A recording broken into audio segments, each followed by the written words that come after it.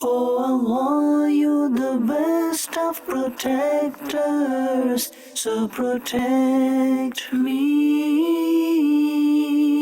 Oh Allah, you're the best of protectors, so protect me. Alhamdulillah Rabbil Alamin wa salatu wa salamu ala Sayyid al-Mursaleen amma ba'd fa'udhu billahi minash shaitanir rajim bismillahir rahmanir rahim As-salatu was-salamu alayka ya Rasulallah wa ala alika wa ashabika ya Habiballah As-salatu was-salamu alayka ya Nabiyallah wa ala alika wa ashabika ya Nurallah. Welcome dear viewers to another episode of our program Al-Asma'ul Husna. And as you know, in this program we are covering the beautiful names, majestic names of our Creator, Allah'Azzoojal. And in this episode too, we'll cover more names of our Creator, Jalla Jalaluhu. Two names, in fact, we'll be discussing today. And these are names, just like in the previous episode, whenever they are mentioned, they should be mentioned together.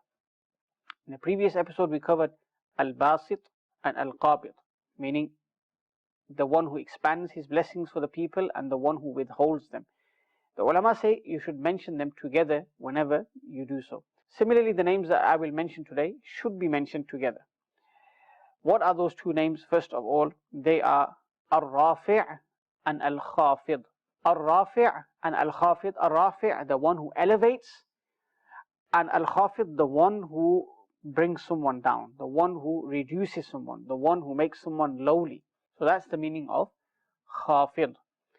And Rafi', the one who elevates. Now when we refer to Allah subhanahu wa ta'ala as Al-Rafi' and Al-Khafid, what we mean is Allah subhanahu wa ta'ala elevates the ranks of people. Allah Jalla wa ala, He elevates and raises the ranks of people, whoever He wants. And Al-Khafid, Allah subhanahu wa ta'ala lowers their rank. Allah subhanahu wa ta'ala humiliates and disgraces people. But whenever we mention these names for Allah, we should try to use suitable words. So if I was able to get by saying Al-Khafid is the one who lowers someone, who reduces someone, then we should mention those words. We don't necessarily have to mention the one who will disgrace others or humiliate others. So this is a point that the ulama make. Allah subhanahu wa ta'ala in the Quran, many places has mentioned this attribute of His, of raising. And He's used different words for that.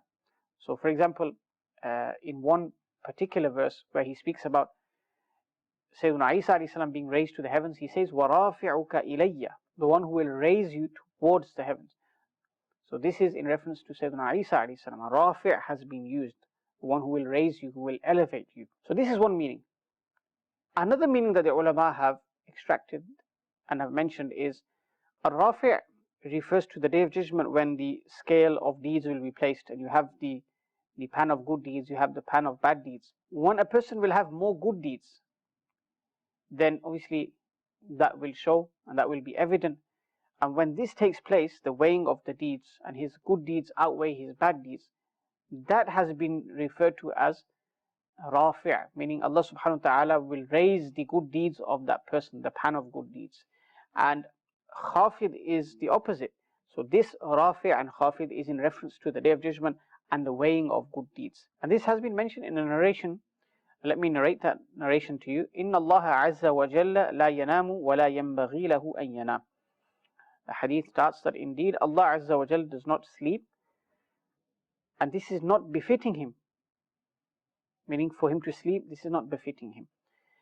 Yafkhadul qista wa yarfa'uhu. Allah subhanahu wa ta'ala will raise the pan for whomsoever He wants, and He will lower the pan for whomsoever He wants. Again referring to the day of judgment and weighing of the deeds. And the hadith continues. The Prophet ﷺ says, يَرْفَعُ إِلَيْهِ عَمَلُ اللَّيْلِ قَبْلَ عَمَلِ النَّهَارِ. The actions of a person are raised towards Allah subhanahu wa ta'ala. The actions that he does in the night are raised before the actions of the day. He performs the actions of the daytime. And the actions of the daytime are raised towards Allah subhanahu wa ta'ala before his actions of the night. Another meaning of Rafi' and Al-Khafid is the one who raises a person based on his good actions, and the one who reduces or makes someone lowly based on his bad actions. And here actions in particular are meant. Allah subhanahu wa ta'ala is just. He's adil, we know that. He orders for people to be just. Inna Allah ya'muru bil adl. We know in the Quran it says that. And whoever He gives tawfiq to, that person is just. Now when a person is just and he expresses that adl amongst the people, Allah subhanahu wa ta'ala raises him. Allah is Rafi' in that regard. He raises the just person. And oppositely, the one who is unjust, the one who oppresses others, the one who places people into difficulty, great difficulty, and Allah subhanahu wa ta'ala lowers such a person. He doesn't raise him. Of course he doesn't raise him because he is doing wrong. Allah subhanahu wa ta'ala lowers such a person, humiliates him. Now before moving on, a few a'mal. We should know this as well. What amal leads to the elevation of ranks and what amal leads to reduction in rank. What leads to a person ascending the heights, what amal leads to a person descending, falling into humiliation. These are things that we as Muslims should know. So when we look at the Quran, when we look at the hadith collection, time and time again we are told, do such an action, you will be elevated. The hadith just tells us the same. Similarly in the Quran and hadith we're told, if you do such an action, you will be disgraced, you will be humiliated, you will face destruction, your rank will be lowered. So inshallah, in light of this, let us hear those a'mal that will lead to the elevation of ranks and those a'mal which will unfortunately lead to a person becoming lowly in rank. So number one, in Surah Mujadala verse 11, Allah subhanahu wa ta'ala states, Bismillah ar-Rahman ar-Rahim, يَرْفَعِ اللَّهُ الَّذِينَ آمَنُوا مِنْكُمْ وَالَّذِينَ أُوتُوا الْعِلْمَ دَرَجَاتٍ. Allah subhanahu wa ta'ala will raise those amongst you who believe and those who were granted knowledge in ranks. Meaning he will raise the ranks of those who believe from you and those who were given knowledge. So knowledge was specifically mentioned. It was singled out. Subhanallah. This shows the honor, the glory of knowledge as well. So number one, accepting Islam, embracing Islam, becoming a Muslim, becoming a believer, this will lead to you being elevated. And opposite to this, if a person, ma'adallah, does not believe in Allah, does not embrace faith in the Prophet ﷺ, rejects Islam, he will not be raised, he will be disgraced. So this is the first thing. And وَالَّذِينَ أُوتُوا الْعِلْمَ دَرَجَاتٍ, those who have been given knowledge will also be raised in terms of rank as well. Many ranks in fact. And knowledge, we touched upon it in the previous episode, is subhanallah such a beautiful thing in Islam, such a great virtue that if you adopt it, if you strive in learning knowledge, inshallah Allah subhanahu wa ta'ala will grant you blessings in abundance. What did we hear? We heard a hadith in the last episode and I'll repeat it here. Man salaka tariqan yaltamisu fihi ilman salaka Allahu bihi tariqan ila al-jannah. That whoever travels on a path in search of knowledge, Allah will make him travel on a path towards Jannah because of him seeking knowledge. And in another narration we're told, Sahal Allahu lahu tariqan ila al-jannah. That Allah subhanahu wa ta'ala will make the path to paradise easy for him. And the hadith doesn't end there. It continues, وَإِنَّ الْمَلَائِكَةَ لَتَضَعُ أَجْنِحَتَهَا لِضَلِّ طَالِبِ الْعِلْمِ. That indeed the angels, the innocent angels of Allah subhanahu wa ta'ala, they spread their wings beneath the feet of the students of knowledge to please them, to honor them, to respect them, subhanallah. And a beautiful point that the ulama mention here is that when the angels were unsure of why Allah subhanahu wa ta'ala will send humans to the earth, and when he mentioned that he will make Sayyidina Adam alayhi salam his Khalifa on the earth, and they said, قَالُوا أَتَجْعَلُ فِيهَا مَنْ يُفْسِدُ فِيهَا وَيَسْفِكُ الدِّمَاءِ. They said, oh Allah, you're going to send in the earth the one who causes corruption, meaning humans, and those who shed blood. Because on Al-Lawh al-Mahfuz, they had seen that there will be many murders on the earth. Killings will take place. Humans will kill one another, unfortunately. But their knowledge was not complete like the knowledge of Allah subhanahu wa ta'ala. So they didn't realize that Allah subhanahu wa ta'ala will place Anbiya alayhi salam on the earth. And the greatest Nabi of all, Sayyidina Muhammad sallallahu alayhi wa sallam.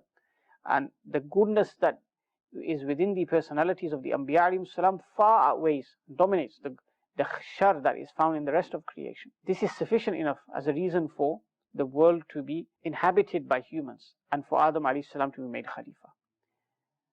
And when Allah subhanahu wa ta'ala mentioned this, he also said that he gave fadila to Sayyidina Adam alayhi salam because of knowledge. وَعَلَّمَ آدَمَ الْأَسْمَاءَ كُلَّهَا. Allah subhanahu wa ta'ala taught Adam alayhi salam the names of everything. ثُمَّ عَرَضَهُمْ عَلَى الْمَلَائِكَةِ. And then he presented them to the angels and said, oh angels, you tell me the names of these things. فَقَالَ أَنْبِئُونِي بِأَسْمَاءِ هَؤُلَاءِ إِن كُنتُمْ صَادِقِينَ. What did they say? They were incapable. قَالُوا سُبْحَانَكَ لَا عِلْمَ لَنَا إِلَّا مَا عَلَّمْتَنَا إِنَّكَ أَنْتَ الْعَلِيمُ الْحَكِيمُ. That purity be to you, O Allah. لَا عِلْمَ لَنَا إِلَّا مَا عَلَّمْتَنَا. There is no knowledge for us except what you teach us. Indeed, you are all knowledgeable, all wise. So then they recognize why Sayyidina Adam alayhi salam was given fadila, because of his knowledge.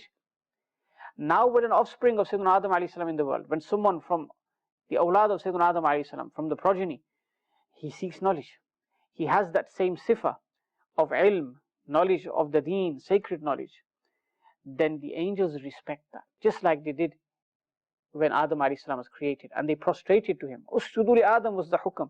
And today in the world, they lower their wings for a student of knowledge, showing that same respect or same reason of respect, meaning they showed respect to Adam alayhi salam because of knowledge. Here they're showing respect to the creation and the students of knowledge in particular because of that fadilatul ilm they have, subhanallah. But here it is important to note that having knowledge in and of itself won't lead to salvation. You have to have beneficial knowledge, and you have to pray to Allah subhanahu wa ta'ala to keep you guided, and pray to Him that, Ya Allah, do not make this knowledge a means of me becoming deviant or becoming misguided, because it can happen. Look at Shaitan, look at Iblis. He had so much knowledge that he became muallimul malakut. He became a teacher to the angels. He wasn't an angel himself. But when he was told to prostrate to Adam alayhi salam, what did he do? He showed arrogance, takabbur. And as a result, aba wastakbara wa kana min al-kafirin. He rejected, he disobeyed, and he was arrogant. Wa kana min al-kafirin. He became from the disbelievers. Allah subhanahu wa ta'ala made him outcast. He was made to leave the court of Allah subhanahu wa ta'ala, and he's destined for eternal damnation. That is a situation, an example where a person has knowledge, but that knowledge is not beneficial. So we should pray, Ya Allah, grant us beneficial knowledge. And as for takabbur, that's also one reason for a person becoming low. We're discussing right now a'mal, which raise a person in ranks and which lower a person in ranks, which destroy a person. And takabbur is one of those things. The narration states that an arrogant person will not enter paradise. The one who has arrogance equivalent to a mustard seed in his heart. Allahu Akbar. In another narration, we're told that on the Day of Judgment, the mutakabbirin, the arrogant people, their forms will be like ants. Ants are very small in the world. Allahu Akbar. Al-'iyadu billahi ta'ala. May Allah save us from takabbur, save us from arrogance. And may Allah Jalla wa Ala enable us to develop humility in our hearts, humbleness. And what do we know about humbleness? This raises a person, subhanallah. Takabbur brings a person down, humility raises a person. The Prophet ﷺ said, Man tawada'a lillah, rafa'ahu Allah. That the one who lowers himself, humbles himself for the sake of Allah subhanahu wa ta'ala, for the pleasure of Allah subhanahu wa ta'ala, indeed Allah Jalla wa Ala raises him in ranks, subhanallah. Another thing that raises a person, there's a narration of the Prophet ﷺ wherein he said that a person at times may say something, and because of what he said, Allah subhanahu wa ta'ala becomes eternally pleased with him. This is a narration. The Prophet ﷺ said that he is unaware of what he has said. He is unaware of the result or the outcome of what he has said. But Allah subhanahu wa ta'ala is pleased with him eternally. And the opposite is also mentioned. Conversely, there are times when a person says something, he is unaware of the consequence of what he has said, and because of what he said, Allah subhanahu wa ta'ala is eternally displeased with him. He doesn't even know. Allahu Akbar kabira. So the first part of the hadith, when a person says something, and he's earned the pleasure of Allah, what is greater than the pleasure of Allah subhanahu wa ta'ala? وَرِضْوَانٌ مِّنَ اللَّهِ أَكْبَرُ. The pleasure of Allah subhanahu wa ta'ala is the greatest thing. This is the thing that we should try our hardest to achieve, and we should strive towards this as well. And the second part of the narration, sometimes a slave may say something, say a kalima, because of which he descends, is lowered into hellfire at a greater distance, the distance between the east and the west. That's how low he will fall into the fire of hell. He's not even aware that he has said this. Allahu Akbar. As for examples of saying something which leads to the eternal pleasure of Allah subhanahu wa ta'ala, you may have learnt knowledge and taught someone. Because of that, Allah has become forever pleased with you. You may have come across a person who is very distressed, very upset, and what you do is you say a few words to him which comfort him, please his heart, remove that worry of his. Allah Jalla wa Ala becomes so pleased with you because of that, that eternal pleasure is written for you, the rida of Allah subhanahu wa ta'ala forever. So these are just some examples. You invited someone towards the deen, they became practicing throughout their life, now they're living a life which is in obedience to the Sharia, to Allah subhanahu wa ta'ala, to His Messenger sallallahu alayhi wa sallam. Allah Jalla wa Ala loved that kalima that left your mouth so much that He is forever pleased with you. So these are the a'mal that we should be striving towards. Saying things like this. Who knows? Our inviting towards God, removing the burden of someone through our speech, praising Allah subhanahu wa ta'ala, learning the deen and teaching the deen to others. this can lead to the pleasure of Allah subhanahu wa ta'ala, eternal pleasure of Allah Jalla wa ala. What's the opposite? A person uttered a kalima of takabbur, a statement of arrogance. He started saying regarding himself, who's better than me? I've achieved X, Y, and Z. Nobody can reach my level. All of these people are way behind me. They can't even come close to me. Who do they think they are? I was doing this when they were still, at this level. Ma'azallah, a kalima of takabbur, a statement of arrogance, which Allah dislikes. Allah does not like the arrogant ones. Look what happened to shaitan. And when this person utters it, he is unaware, Allah becomes displeased with him because of his arrogance. Allahu Akbar. May Allah save us from being arrogant. What happens? Because of this, he is thrown into the fire of hell at a greater distance than the distance between the east and the west. And we see this, to be honest, we see this a lot of times where a person has worldly status, and because of that worldly status, people hold him in high regard, they respect him, they honor him. But then we also see that day where his tongue deviates. Allahu Akbar. He says the most craziest thing, the worst thing, and all of his maqam, all of his martaba, rank, status is lost. Now going back to those a'mal which lead to the elevation of ranks, performing salah with jama'at. We're told that the one who does this, who performs salah with jama'at, Allah subhanahu wa ta'ala raises his ranks. And this is in Sahihain, both Bukhari and Muslim. حَدَكُمْ إِذَا تَوَضَّأَ فَأَحْسَنَ الْوُضُوءَ أَتَى الْمَسْجِدَ لَا يُرِيدُ إِلَّا الصَّلَاةَ لَمْ يَخْطُ خُطْوَةً إِلَّا رَفَعَهُ اللَّهُ بِهَا دَرَجَةً. Allahu Akbar. When one of you performs wuzu, and he does wuzu correctly, or in a good way, and then he comes to the masjid, and he has not intended nothing except the salah. He's only come to perform salah, no other intention. He does not take a footstep except that Allah subhanahu wa ta'ala raises him in daraja, in rank. Every footstep he takes, Allah subhanahu wa ta'ala raises him.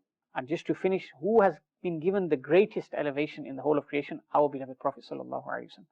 And in no uncertain terms, the Quran says, وَرَفَعْنَا لَكَ ذِكْرَكَ. Allah Jalla wa ala says, oh beloved, we have raised your ranks for you. He didn't just say وَرَفَعْنَا ذِكْرَكَ, that we have raised your ranks. That would have got the message across as well. وَرَفَعْنَا لَكَ ذِكْرَكَ. Oh beloved, we have raised for you your remembrance, meaning for your pleasure, to make you happy. And that's a whole different topic. Throughout the life of the Prophet ﷺ, so many accounts where Allah Jalla wa ala is pleasing the Prophet ﷺ. Allah subhanahu wa ta'ala wants his beloved to be happy at all times. وَرَفَعْنَا لَكَ ذِكْرَكَ. And we must honor the Prophet ﷺ. If we honor the one who has the greatest rank, who has been elevated the most by Allah, inshallah we'll be elevated as well. Inshallah this will lead to an increase in our rank.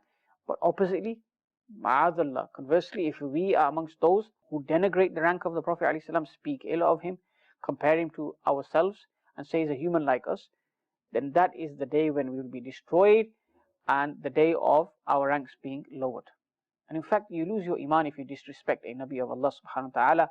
And this is the best of all creation. This is the greatest Nabi of all.